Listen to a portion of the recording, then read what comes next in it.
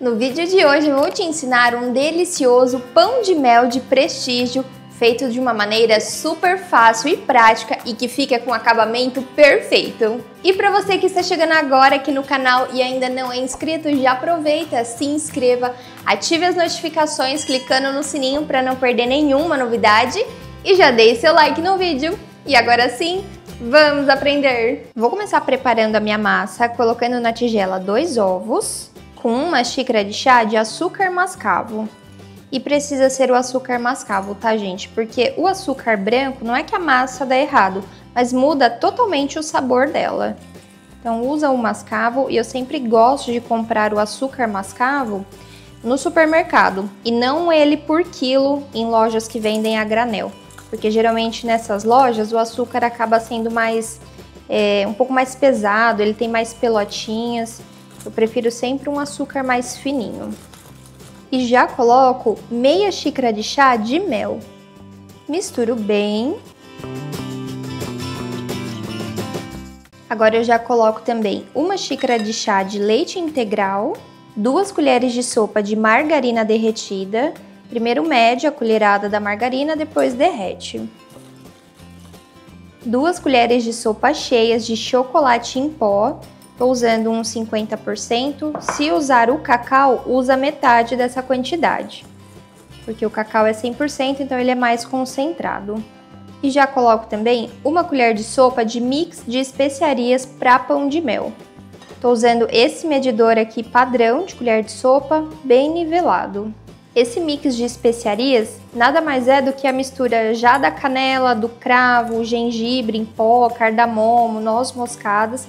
Esse mix mesmo de especiarias que geralmente é usado em pão de mel e ele já vem pronto. A gente compra em loja de confeitaria, vende-se pela internet também o potinho ou nessas lojas que vendem tempero você encontra fácil. Se você não tiver, aí é só você colocar todos esses ingredientes separados, né, numa porção bem pequena que eu deixei aqui embaixo na descrição também. Agora eu coloco 2 xícaras de chá de farinha de trigo sem fermento, 1 colher de sopa de fermento para bolo e 1 pitadinha de bicarbonato de sódio. É só um pouquinho mesmo, tá? É praticamente meia colherinha daquela pequena tipo de café. Passo pela peneira e misturo tudo delicadamente. Simples assim, não precisa nem usar liquidificador para essa massa. Prontinho, olha só que textura maravilhosa dessa massa, gente. Agora é só colocar nas forminhas. Separei aqui as minhas forminhas já de pão de mel. Essa minha, ela tem 6,5 de diâmetro e 3,8, quase 4 centímetros de altura. A forminha você pode usar o tamanho aí que você tiver, aí você só adequa, né, a quantidade de massa por forminha. Eu já untei ela com desmoldante caseiro. Se você não tiver, pode untar com manteiga ou margarina e enfarinhar também. E agora eu venho preenchendo as forminhas. Estou usando uma colher medidora, que ela tem uma capacidade de mais ou menos 50 ml de massa líquida.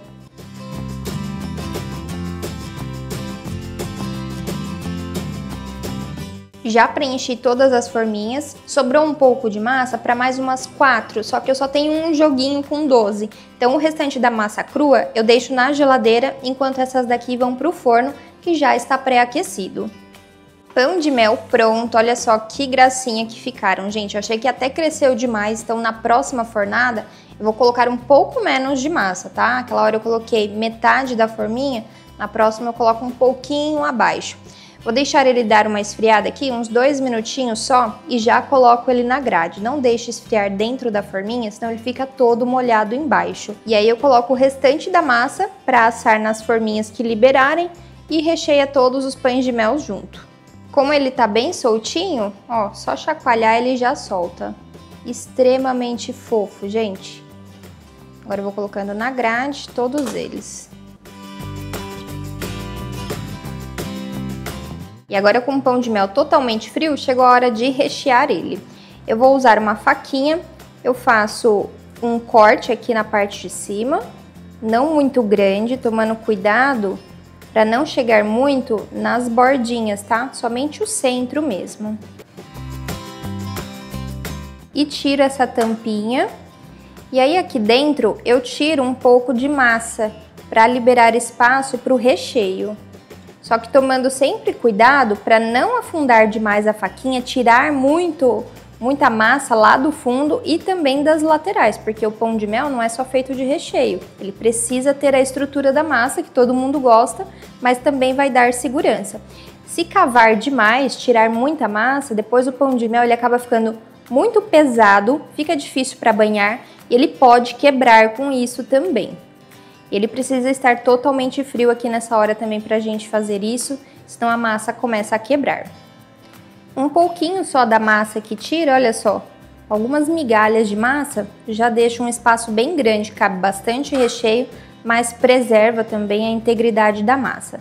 Essa tampinha, eu gosto de tirar o excesso de massa aqui, ó, e deixo somente a tampinha mesmo para depois tampar aqui.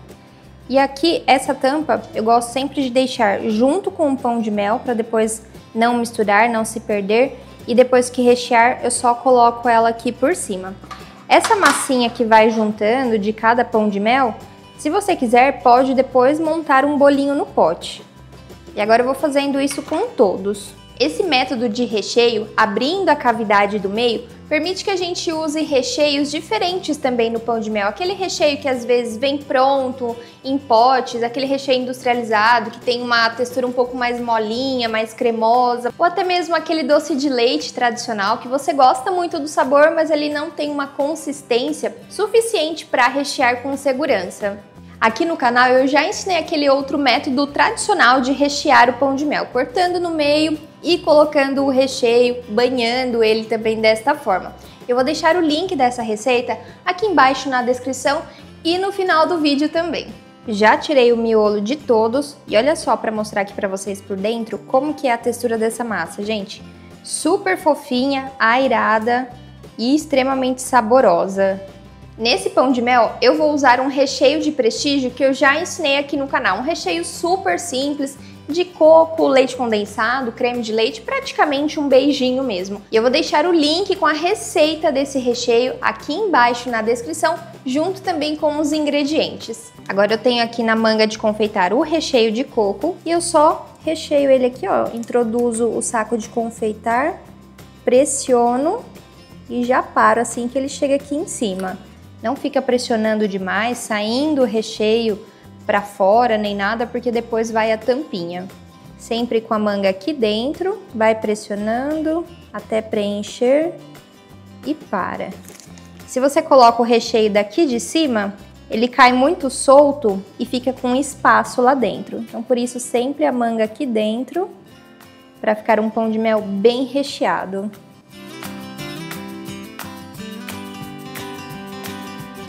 Agora é só vir com a tampinha do pão de mel e pressionar aqui, ó, para colar. Procura sempre o formato certinho para encaixar, que aí fica um acabamento ainda mais perfeito e praticamente imperceptível. E agora eu já posso banhá-los no chocolate. Para banhar, eu vou usar cobertura fracionada. Tô usando no sabor chocolate meio amargo, poderia ser o ao leite, o branco, aí o sabor você escolhe conforme a sua preferência.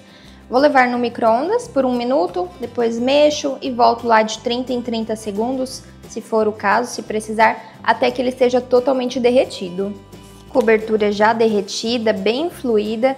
Se por um acaso a sua não estiver muito fluida e precisar, você pode usar umas 2 colheres de sopa de óleo de coco, depois já dela derretida, mistura bem, que aí ela fica bem fluida. O óleo de coco hidrata a cobertura e ela fica fininha. Não tem problema que depois endurece e derrete novamente, porque fica normal. É uma gordura compatível com a cobertura fracionada mesmo, e eu uso sempre o óleo de coco sem cheiro e sem sabor para essa finalidade. Papel manteiga aqui do lado, pode ser um tapete de silicone também, e como aqui tá frio, então eu vou deixar o pão de mel secando aqui mesmo, no ambiente.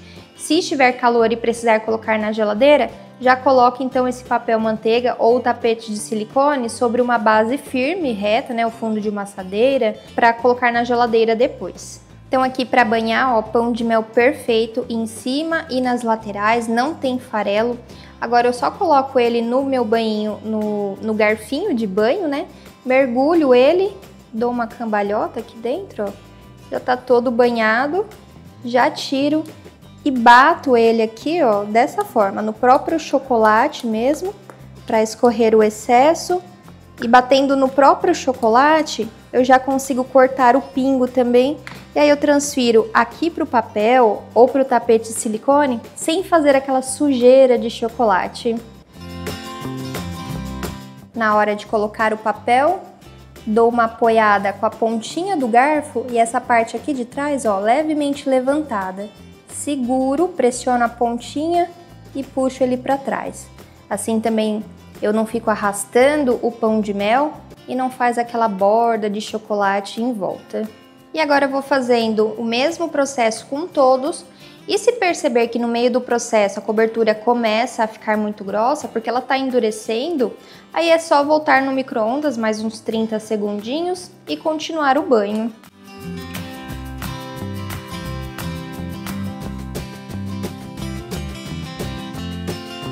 Já banhei todos e olha só a qualidade da cobertura fracionada. Aqui ela já começou a endurecer, mas ainda assim eu nem precisei parar no meio do processo para derreter novamente.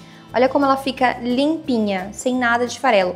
O que ajuda ela a não endurecer tão rápido também é justamente isso, não cair tanto farelo. O excesso de farelo vai fazendo ela endurecer mais rápido, vai engrossando.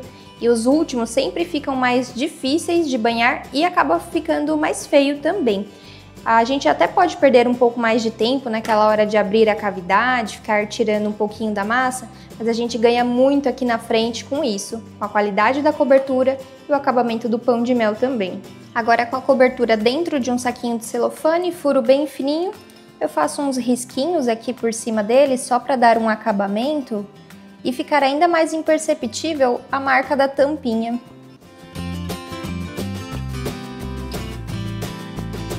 Agora eu deixo eles aqui para terminar de endurecer e depois tiro do papel e se precisar fazer algum arremate na bordinha, tirar algum excesso, eu faço isso com a faquinha.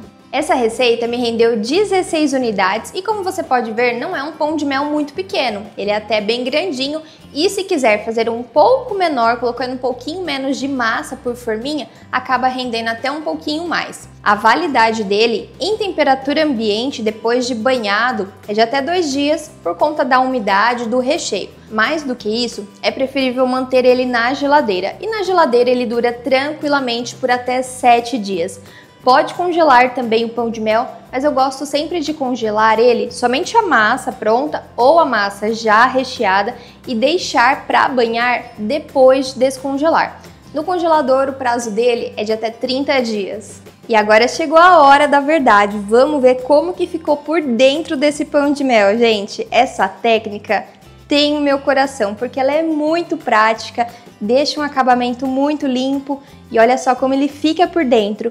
Super recheado, só que com a massa, lógico também, porque a gente ama a massa do pão de mel, fica a massa nas laterais, em cima, embaixo e o banho perfeito. Super fininho, delicado e fora, né, gente, toda a praticidade na hora de banhar, sem fazer lambança de chocolate. A massa desse pão de mel é extremamente fofinha, aromática, saborosa. E o recheio, nem preciso falar nada, né, gente? É um clássico da confeitaria, todo mundo ama. E se você gostou desse vídeo, não esqueça de já compartilhar ele com um amigo. Aqui na tela eu separei mais algumas opções de sobremesas para você fazer e vender, ganhar dinheiro, que eu tenho certeza que você vai amar. A gente se vê aqui numa próxima, toda terça, quinta e sábado, sempre às 19 horas com vídeos novos. E eu vou ficando nessa. Tchau, tchau!